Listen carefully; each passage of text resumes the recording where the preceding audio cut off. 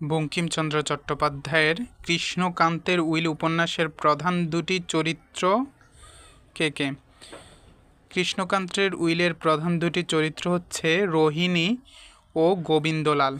পথিক তুমি পথ হারাইয়াছ কার রচনা? বঙ্কিমচন্দ্র চট্টোপাধ্যায়ের। কপালকুণ্ডলার। রোহিণী কোন উপন্যাসের চরিত্র?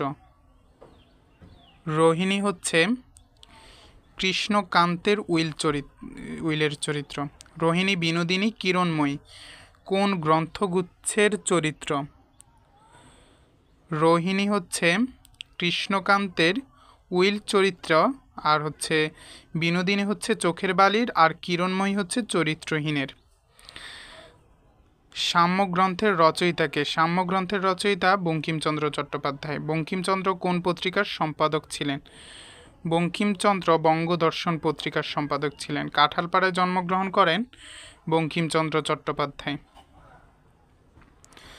বঙ্কিমচন্দ্র চট্টোপাধ্যায়ের বিষবৃক্ষ উপন্যাসের চরিত্র হচ্ছে কুন্দ নন্দিনী। বাংলা সাহিত্যের জনক হিসেবে কার নাম চিরস্মরণীয়? বঙ্কিমচন্দ্র চট্টোপাধ্যায়ের নাম স্মরণীয়। কপালকুণ্ডলা কোন প্রকৃতির রচনা? কপালকুণ্ডলা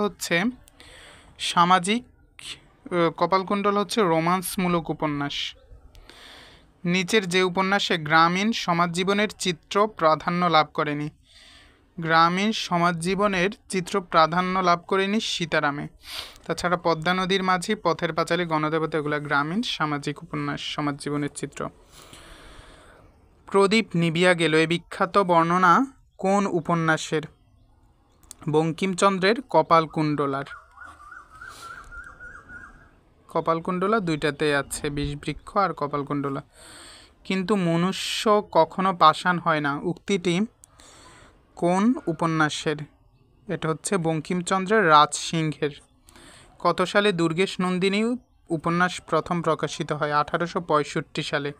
বাংলা সাহিত্যের প্রথম মহিলা উপন্যাসিকের নাম হচ্ছে স্বর্ণকুমারী দেবী। মনোরমা বঙ্কিমচন্দ্রের কোন উপন্যাসের চরিত্র? মৃণালিনী।